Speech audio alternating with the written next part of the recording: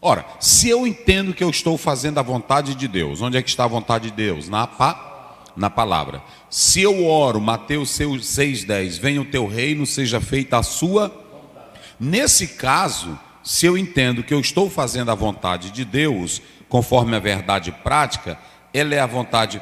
Paulo diz em Romanos 12,2, para que experimentei qual seja a boa, 12,1, a boa, a agradável e perfeita.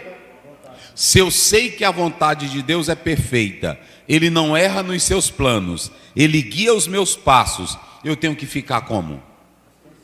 Descansado, tranquilo. Olha, isso que o pastor Luiz lê aí de novo, a verdade prática. Olha aí como é lindo. A perfeita vontade de Deus é sempre nos guiar por caminhos que levem ao cumprimento dos seus eternos propósitos. Ainda que esses caminhos pareçam tortuosos, pareçam fora do contexto, mas quem é que está nos guiando?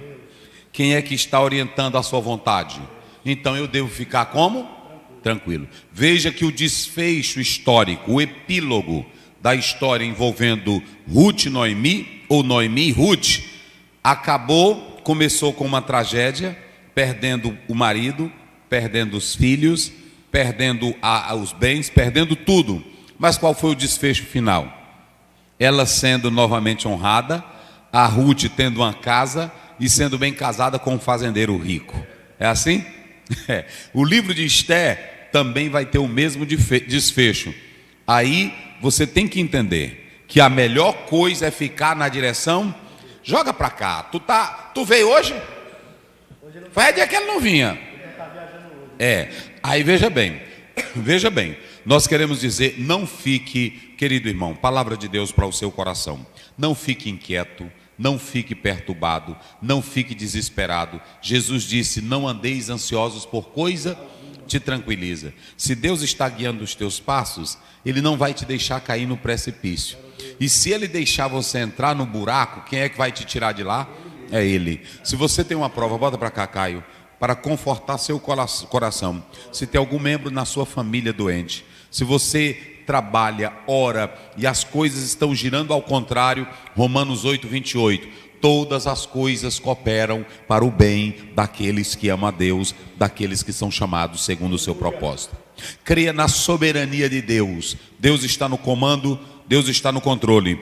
E se Jesus está no barco, Ele vai dizer, não temas, porque os discípulos ficaram tão desesperados que eles botaram até Jesus na jogada. Mateus 8, mestre, acorda, senão nós no plural. Jesus disse, vocês são de pequena fé.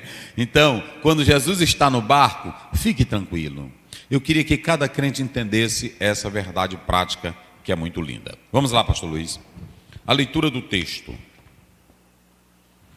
Esther, capítulo de número 1, versículo 1 a 9.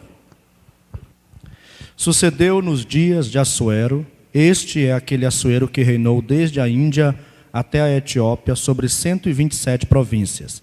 Naqueles dias, assentou-se o rei Assuero sobre o trono do seu reino, que está na fortaleza de Suzã, no 3º ano do seu reinado, e fez um convite a todos os seus príncipes e seus servos, o poder da Pérsia e Média e os maiores senhores das províncias estavam perante ele, para mostrar as riquezas da glória do seu reino e o esplendor da sua excelente grandeza por muitos dias, a saber 180 dias.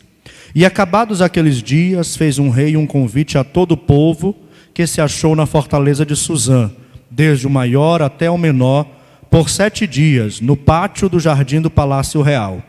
As tapeçarias eram de pano branco, verde e azul, azul celeste, pendentes de cordões de linho fino e púrpura, argolas de prata, colunas de mármore.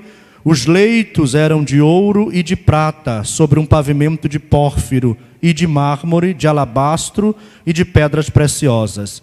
E dava-se de beber em vasos de ouro, e os vasos eram diferentes uns dos outros, e havia muito vinho real, segundo o estado do rei.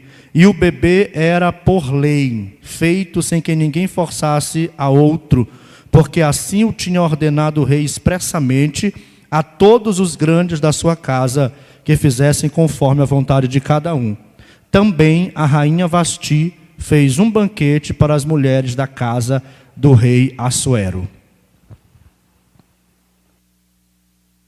Muito bem, a leitura que faz parte do nosso contexto, e eu quero só alertar os irmãos, talvez você é novo, nós temos a lição e temos o livro de apoio. Primeiramente, nós fazemos a exposição do texto bíblico, depois é que a gente entra na lição, ok? Mas a gente já faz a exposição do texto acompanhando a lição, ok? Vamos analisar o seguinte, primeiro nós temos aqui a organização do livro. Eu quero só pontuar, antes de entrarmos no texto, que nós temos 4 coisas que devemos levar em consideração ao livro de Esté. Primeiro, nós temos o título, ok? Nós vamos falar aqui do título. O título leva o nome de quem? Da própria personagem, que é Esté. Esté não era o nome dela hebraico. O nome dela hebraico era Radassa. Radassa, que quer dizer murta, não é isso? O outro nome já era o nome persa, que quer dizer Esté, que falava da beleza dela. Por isso que ela é chamada de quê? De estrela. Isso, do estar, que é um astro, de beleza. Então, o texto do livro, ele fala da beleza de Esté. Então, é a primeira coisa que nós devemos levar em consideração nesse livro. A segunda coisa é que nós temos um livro que é datado em 465 a.C., ok? Ou, como alguns sugerem aí, 486, mas o certo é que nós temos a datação desse livro em 465. O historiador Flávio Joséfo, ele chega a dizer que esse livro ele foi escrito pelo próprio Mardoqueu. Porém, alguns elementos internos salientam ou deixam claro que isso não pode ser corroborado.